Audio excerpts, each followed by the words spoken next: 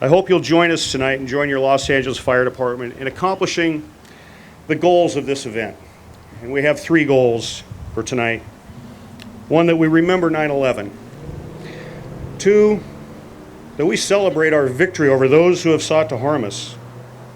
And 3, that we teach our youth about what happened on that fateful day and what has happened since. It was suggested I tell a little bit of my 9/11 story, so bear with me.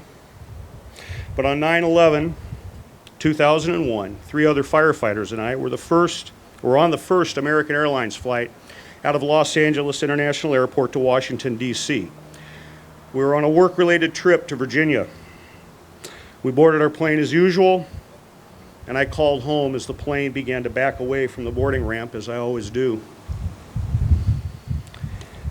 When I called home, I was being told by my family that 2 planes had flown in to the World Trade Center. I was then told that the towers were falling as we were speaking on the phone. And at the same time, our plane was backing away from the boarding gate. Our plane soon stopped and pulled back into the gate.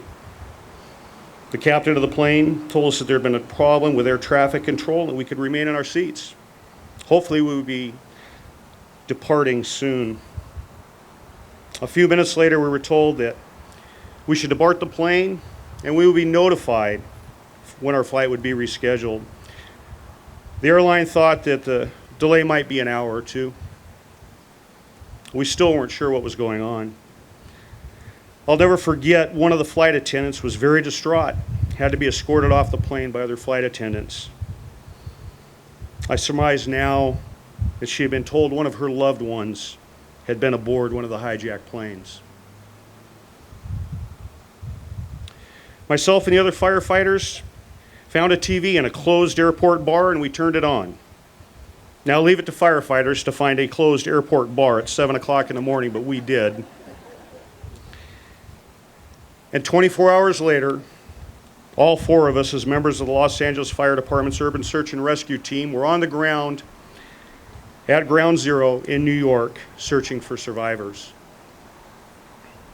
We stayed there for nearly 2 weeks, searching day and night, helping the FDNY and the NYPD in any way we could.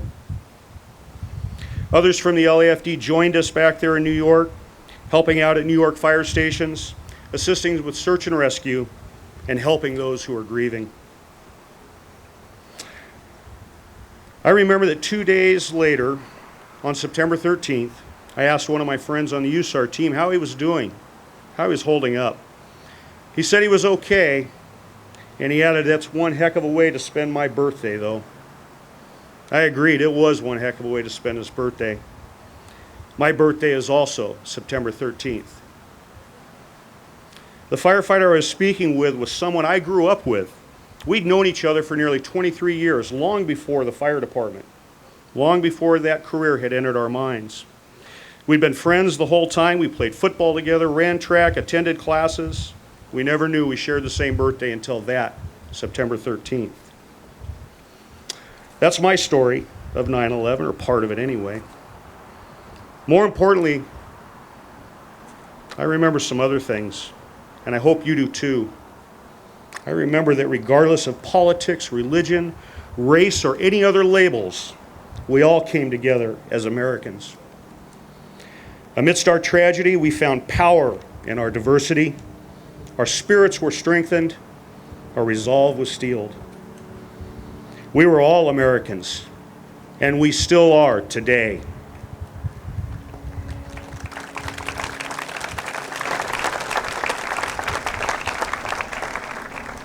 And although there were scars on our land in Shanksville, at the Pentagon, and at the World Trade Center,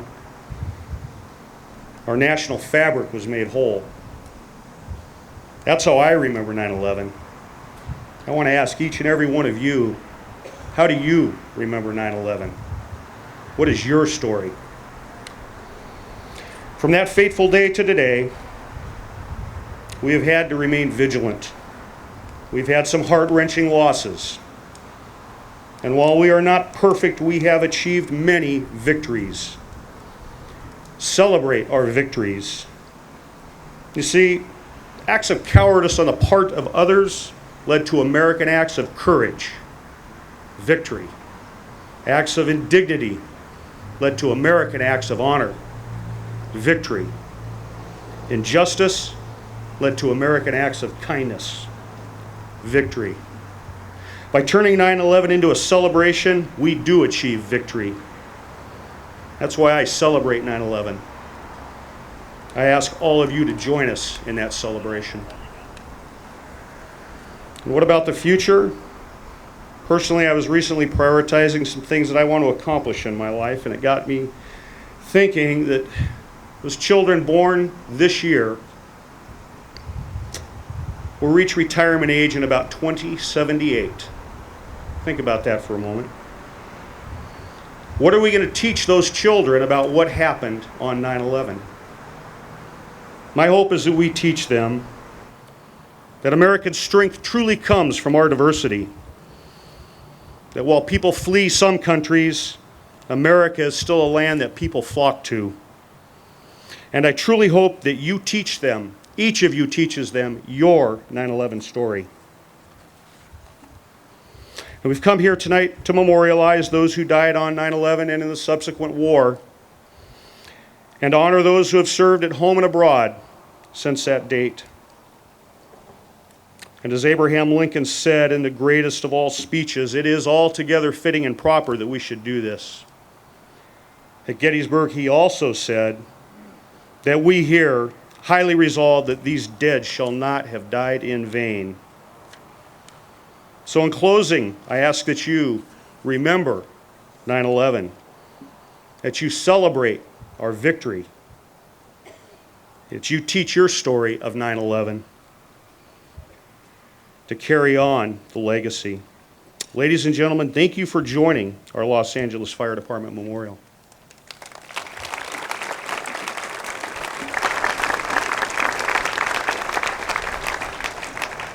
I would now like to introduce the commander of our North Division,